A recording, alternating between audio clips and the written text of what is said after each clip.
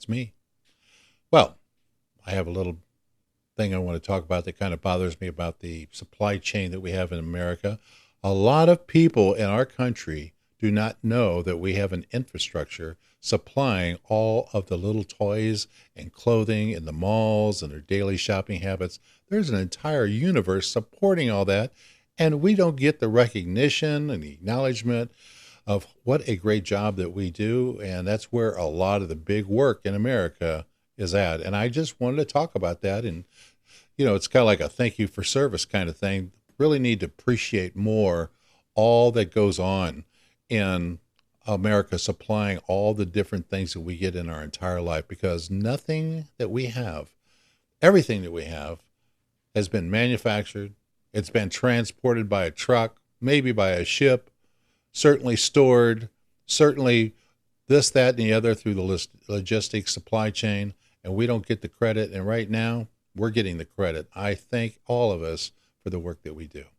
And I think because we just came through, Christmas time, that right now we're in beginning of February, and I think about Christmas. And of course, there's a Santa Claus. We all know that. And the moms and the dads kind of, are the assistants for Santa. But where does the things get made? By elves. That's the manufacturing process of, Santa's supply chain. And we don't really think about how much work goes into making all these different manufacturing items that these elves put together. And I got to tell you, manufacturing is 1,000 million times harder to do than you think. You got to assemble 1,000 components to make one assembly of something work. Wow. That is more difficult than the average Joe Blow would ever even know about. And then they've got to get it delivered to the kids' homes. All these little toys and stuff. How does that happen? The reindeer. The reindeer is part of that supply chain. And who gets all the credit? The reindeer. But there might have been some trucks involved and maybe some ships and some storage and automatic retrieval systems and pallet rack and this, that, and the other. And I think we ought to recognize that the reindeer did get a little help from the supply chain, and we should acknowledge what a great supply chain America does have. And I do think for that.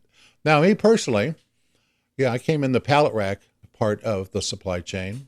I got to learn a lot about different parts of material handling, selling forklifts, parts, rentals, tires, selling the forklifts, selling new forklifts, used forklifts. Then I got in the pallet rack and all the things that went with that, drive-in rack, pushback systems, different stuff, conveyor, blah, blah, blah, blah. But the logistics game is much, much bigger than that, just that one category. And as the different parts that I was in the material handling, we did interact with almost all the parts of logistics. We still saw those trucks being loaded. I've hired a lot of box trailers and flatbeds and drop decks, all those different kinds of freezers, all kinds of different trucks, and watch them go over the road and loaded loaded properly, and some not so properly. I've walked into Amazon distribution centers and seen all of their high tech, automated storage systems with maybe robots and artificial intelligence, putting all this together and making it all that, shipping it, receiving it, storing it, getting it out in like a couple days and delivered it to us. There is a lot that goes on. There were architects involved there. There were engineers involved there. There was a lot going on to bring that little toy to little Bobby Joe and his sister Amelia. So all that went on, and we just don't recognize it. And there's a lot that we have to offer, and a lot of room for growth for us, and also opportunity for people that want to know what to do with their lives. Maybe they should be considering, going into the supply chain, because there's a lot of opportunity there for you.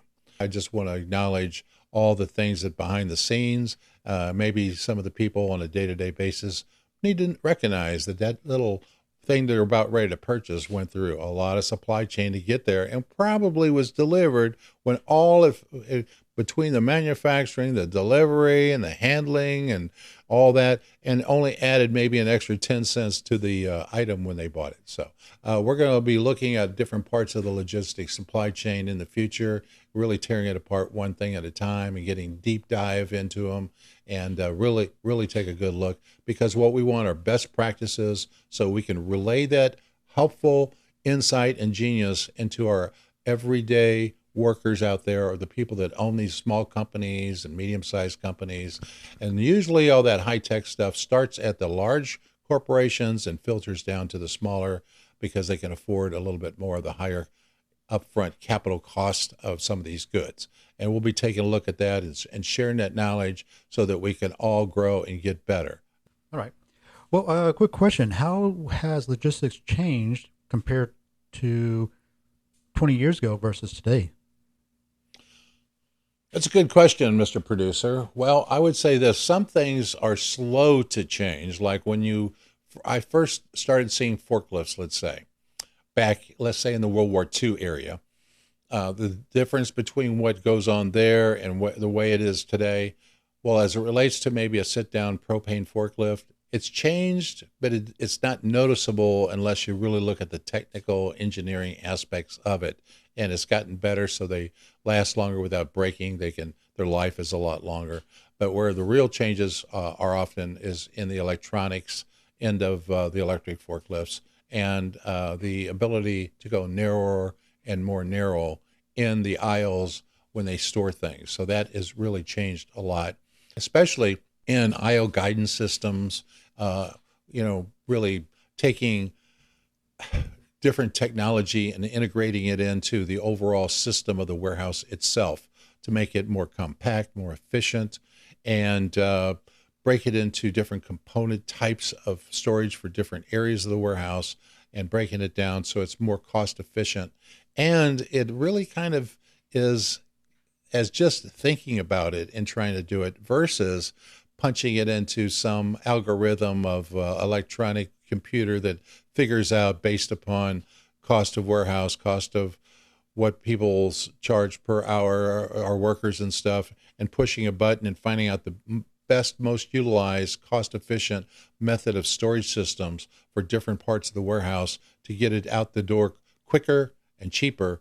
All that is a lot more smart thinking as opposed to in the old days where we hadn't figured that out. So we're going through an evolution of getting sharper, faster, and we're getting more into automation of different things like we are with AI, robots, that sort of thing.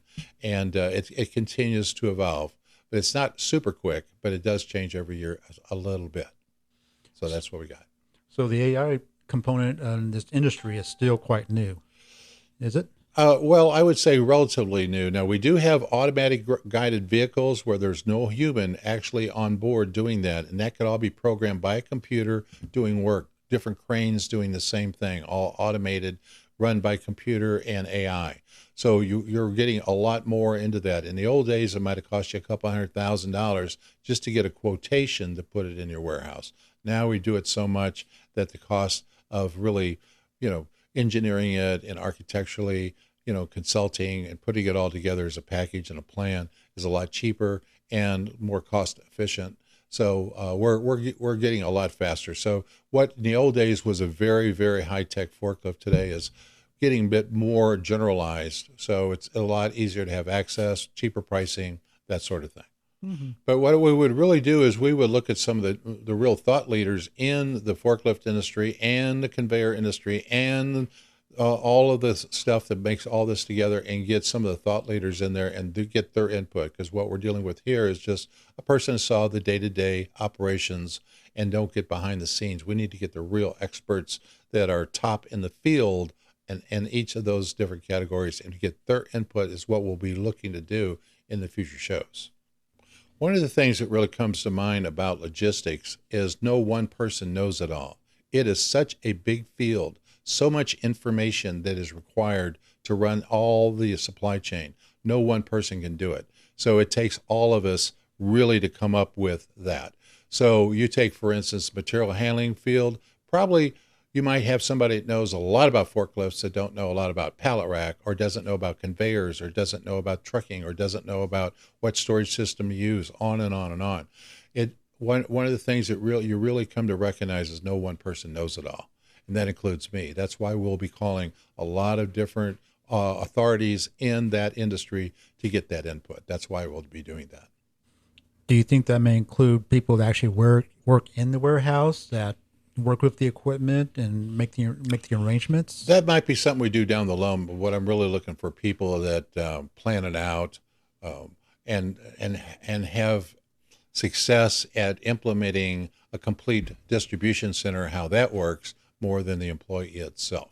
Because we got people running warehouses and distribution centers now that could learn some from, I think, a lot more that we could from an employee at that point, just talking about what he's got to go through.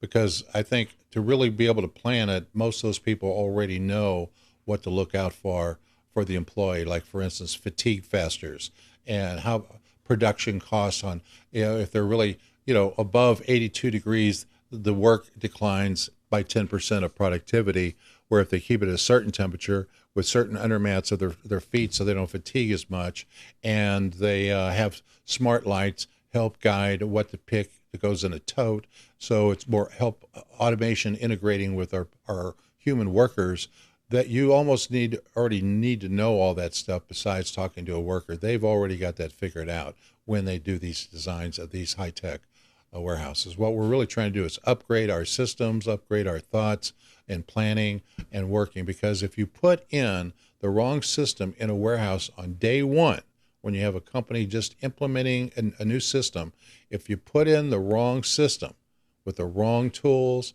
the wrong thinking, you're going to fail already before you even start on day one. You got to have the right system in place from day one. So there we have it. We're going to be wrapping up now, and we'd like to encourage everyone to go to the bottom of our podcast description and send a message to Terry and tell me what you'd like us to talk about, what you would like to learn more about that's not easily available for you, that we could really help bring your business up another level, to figure out how to make a little bit more money doing what we do, make it more efficient. And we are looking forward to really taking a ride in the adventure mode, just so we can really, really get to the bottom of this logistics supply chain that we love so much. So thank you. Talk soon. Movers and shakers.